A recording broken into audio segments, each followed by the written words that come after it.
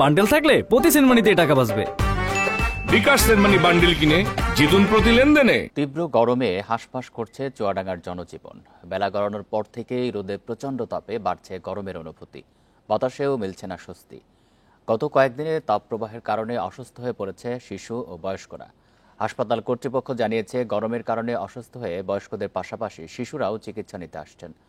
বর্তমানে গরমজনিত রোগে আক্রান্ত হয়ে 4 শতাধিক রোগী চিকিৎসা নিচ্ছেন। নার্স ও চিকিৎসকের সংখ্যা কম থাকায় সেবা দিতে হিমশিম চিকিৎসক ও নার্সরা।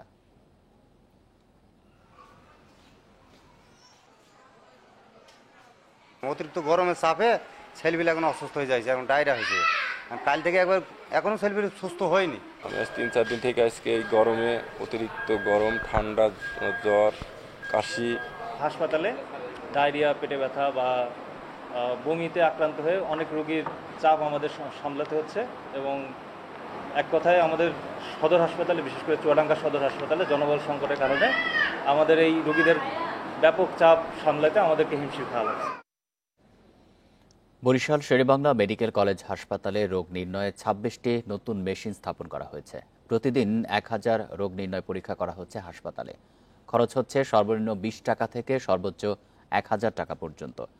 ময়মনসিংহে ঈশ্বরগঞ্জে প্রকল্প বাস্তবায়ন কমিটি পিআইসির বিরুদ্ধে প্রায় কোটি টাকার অনিয়ম দুর্নীতির অভিযোগ উঠেছে। কাজ না করেই প্রকল্পের নামে বেনামে টাকা আত্মসাৎ করেন এলজিইডির সাবেক উপজেলা প্রকৌশলী আয়েশা আক্তার সহ সংশ্লিষ্টরা। আর দুর্নীতি আড়াল করতে প্রকল্পের কাগজপত্র অফিস থেকে গায়েব করা হয়। ময়মনসিংহের চরশঙ্কর গ্রামের নয়ন মিয়া একটি সাবমার্সিবল পাম্প বসানোর জন্য কাগজপত্র জমা দেন। 2024-25 অর্থবছরে পিআইসির আওতায় পাম্প নির্মাণে 1,20,000 টাকা বরাদ্দ আসে, কিন্তু কাজ না করে পুরো টাকা আত্মসাতের অভিযোগ উঠেছে। একই গ্রামের সাবেক ইউপি সদস্য আবুল কাশিমের নামে সাবমার্সিবলের টাকাও একইভাবে আত্মসাৎ করা হয়, অথচ সুবিধাভোগীরা টাকা বরাদ্দের বিষয়টি জানেন না। বলতেছেন তুমি কাগজপত্রগুলা দেবো মায়ে, পরে আমি বুড়াহাটির গাড়ির ফোন কপি দিচ্ছি, টাকা উত্তোলন হয়েছে কিন্তু আমি তো মাল পাই নাই। উপজেলা প্রকৌশলী বলছেন প্রকল্পের নামে টাকা তোলা হলেও কাজ হয়নি। আর উপজেলা নির্বাহী কর্মকর্তা জানিয়েছেন আত্মসাৎ করা প্রকল্প বাতিল করে নতুন প্রকল্প নেওয়া হয়েছে। ফাইল বা প্রাক্কলন কোনো কিছুই নাই।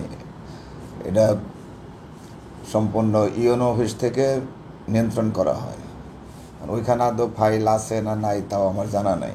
প্রকল্পগুলো আসলে ওই ধরনের গুরুত্বপূর্ণ ছিল না, তো এই জন্য আমাদের জনপ্রতিনিধিরা নতুন করে আবার প্রকল্প সাবমিট করেছে গত 10-12 দিন আগে। দেখি আমরা আমাদের যে এডিবির যে নতুন করে আবার করব। প্রকল্প বাস্তবায়ন কমিটির কর্মকর্তা সাবেক উপজেলা নির্বাহী কর্মকর্তা জানান, বদলির কারণে তিনি বিষয়টি জানেন না। আর কোন প্রকল্পে কি হয়েছে এ বিষয়ে পরে কথা বলবেন বলে জানিয়েছেন সে সময় দায়িত্বে থাকা প্রকৌশলী আয়েশা আক্তার। প্রকল্প কি সে জিনিসটা তো আমি বুঝতেছি না, আমি পরে আপনার সাথে যোগাযোগ করতেছি, যেহেতু আমি সাইটে আছি, পরে কথা বলছি এই ব্যাপারে আপনার সাথে। এখন অদ্যাবধি এই কাজগুলো কিভাবে বা কি অবস্থায় আছে সেটা বর্তমান ইউনোই ভালো বলতে পারবেন। একই অর্থ বছরে পুকুর উপজেলা নির্বাহী কর্মকর্তার অফিস, বাসভবন এবং প্রাণী সম্পদ অফিস সহ 3,22 লাখ টাকার প্রকল্পেও অনিয়মের অভিযোগ রয়েছে। Independent news. সার, কীটনাশক ও শ্রমিকের খরচ বেশি হওয়ায় ধান, গম ইত্যাদি ফসলের পরিবর্তে বিভিন্ন ফল চাষে ঝুঁকছেন নাটোরের বেশিরভাগ কৃষক। এতে লাভের পরিমাণও বেড়েছে বলে দাবি তাদের। এই অবস্থা চলতে থাকলে নাটোরে খাদ্যশস্য উৎপাদন কমে গিয়ে বিরূপ প্রভাব পড়তে পারে অর্থনীতিতে।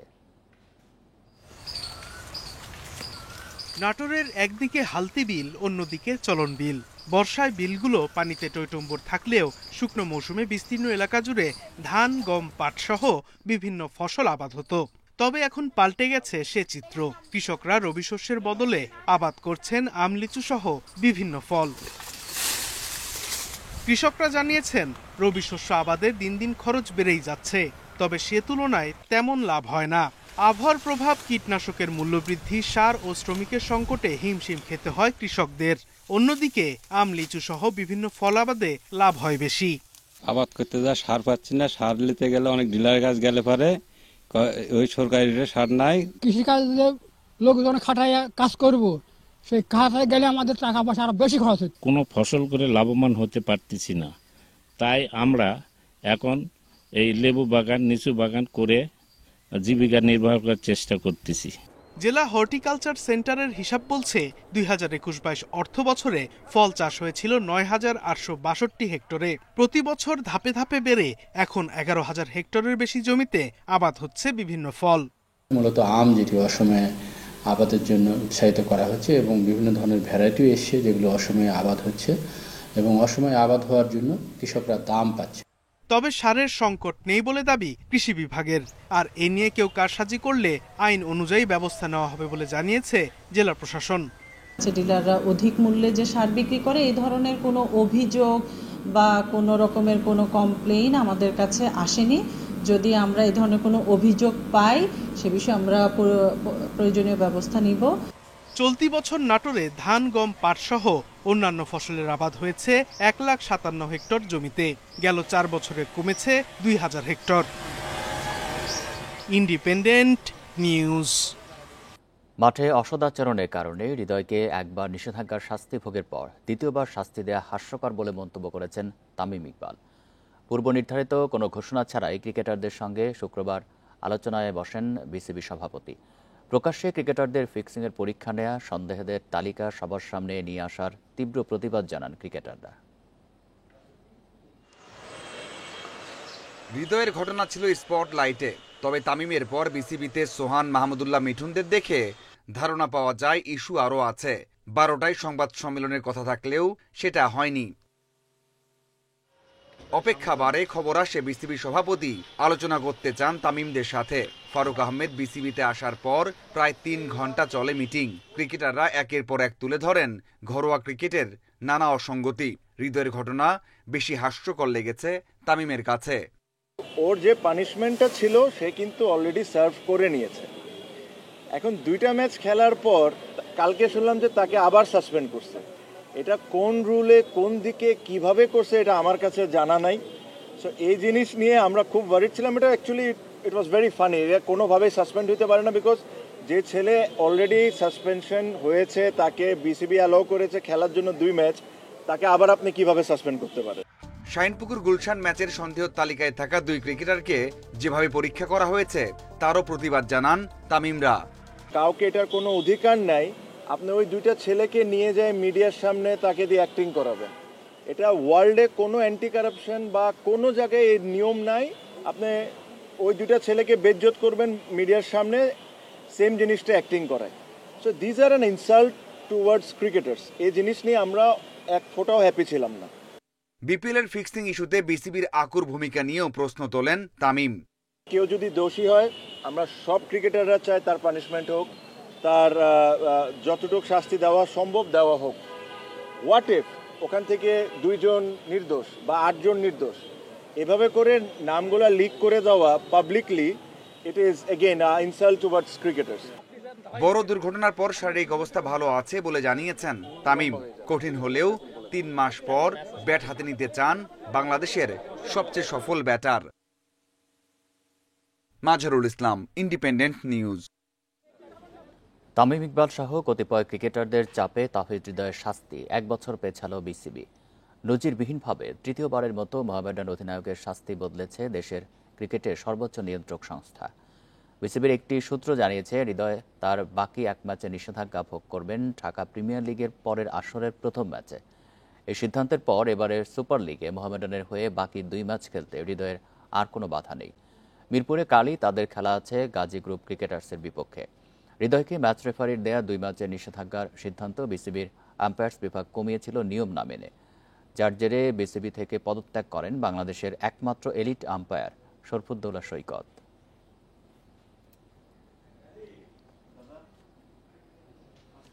প্রধান উপদেষ্টা ডক্টর মোহাম্মদ ইউনূসের সাথে রাষ্ট্রীয় সফরে যেতে পেরে গর্বিত 4 নারী ক্রীড়াবিদ শুক্রবার দেশে ফিরে জানিয়েছেন নিজেদের অভিজ্ঞতার কথা। কাতার ফাউন্ডেশনের নির্বাহীর সাথে দেখা করে চেয়েছেন ডরমেটরি, জিমনেসিয়াম ও ফুটবল মাঠ, পেয়েছেন আশ্বাস। শুক্রবার ভোরে কাতার থেকে ফিরেছেন, বিকালেই ফরেন সার্ভিস একাডেমিতে এসেছেন 4 নারী ক্রীড়াবিদ। দেশের ইতিহাসে প্রথমবার উপদেষ্টার সাথে গিয়েছিলেন রাষ্ট্রীয় সফরে। গণমাধ্যমে জানিয়েছেন নিজেদের অভিজ্ঞতা। ফুটবলার আফিদা রিপা ও ক্রিকেটার সুমায়া শারমিনকে আমন্ত্রণ জানিয়েছিল কাতার ফাউন্ডেশন। দেখা করেছেন ফাউন্ডেশনটির প্রধান নির্বাহী শেখা হিন্দ বিনতে হামাদ আল থানির সঙ্গে। বাংলাদেশের ক্রীড়াঙ্গনের কথা তুলে ধরে আবদার করেছেন ডরমেটরি, জিমনেশিয়াম ও মাঠের। দেশটির উন্নত রিহ্যাব সেন্টারের পরিষেবাও ছিল চাওয়াতে।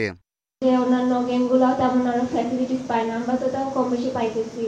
তো ওনারা আমাদেরকে আশ্বাস দিছে যে অবশ্যই আমরা এটা দেখবো, তোমাদের ওখানে হচ্ছে যা যা লাগবে আমাদেরকে বলবা, আমরা অবশ্যই চেষ্টা করবো তোমাদের সাথে হচ্ছে কাজ করার জন্য।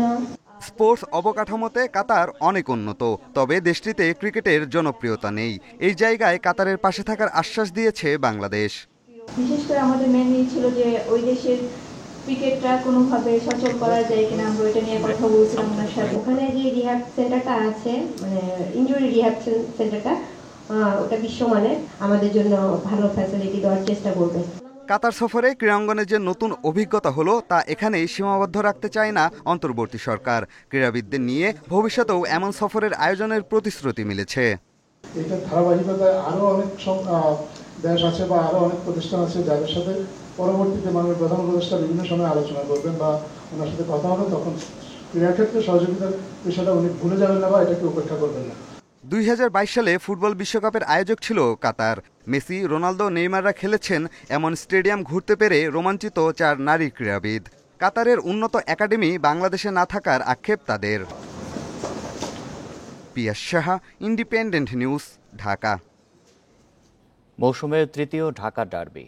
বাংলাদেশ প্রিমিয়ার লিগের হাই ভোল্টেজ ম্যাচে আজ মুখোমুখি দুই চির প্রতিদ্বন্দ্বী আবাহনী ও মোহামেডান।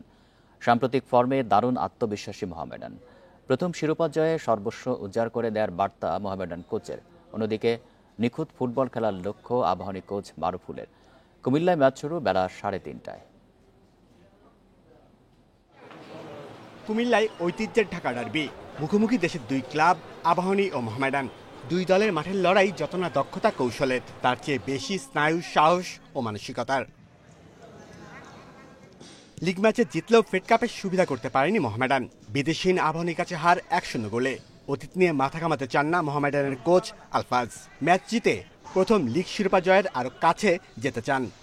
আত্মবিশ্বাসে আমরা যেহেতু 4 পয়েন্ট এগিয়ে আছি, আমরা এই অ্যাডভান্টেজটা বিশাল বড় ব্যাপার। যদি 100% সবাই দিতে পারি প্লেয়াররা, ইনশাল্লাহ আমরা জয় নিয়ে মাঠ থেকে ফিরব। মর্যাদার ম্যাচে জয়ে মরিয়া আবাহনী। জিতলে যে টেবিল টপার মোহামেডানের সাথে পয়েন্টের ব্যবধান 1-এ নেমে আসবে। প্রথম লেগ হারলেও ফেড কাপের জয়ে আত্মবিশ্বাসী মারুফুল হকের শিষ্যরা। আমাদের জায়গা থেকে আমরা প্রিপারেশন নিচ্ছি এবং আমরা আমাদের যে কোচিং স্টাফের যে প্ল্যানিং আছে, ওই প্ল্যানিং অনুযায়ী যদি আমরা মাঠে ফুটবলটা খেলতে পারি, ইনশাল্লাহ ভালো একটা রেজাল্টের আশা করছি। টাইট হবে ম্যাচটা খুব, তো দিন শেষে মাঠে যারা ভালো ফুটবলটা খেলতে পারবে জয়টা তাদেরই আসবে।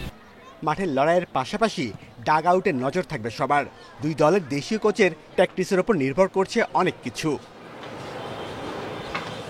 Shamim Ahmed, independent news. এই ছিল এখনকার সংবাদে। ইন্ডিপেন্ডেন্ট টেলিভিশনের সব খবরের আর বিস্তারিত জানতে চোখ রাখুন ফেসবুক, ইউটিউব এবং এক্সে। ধন্যবাদ সবাইকে।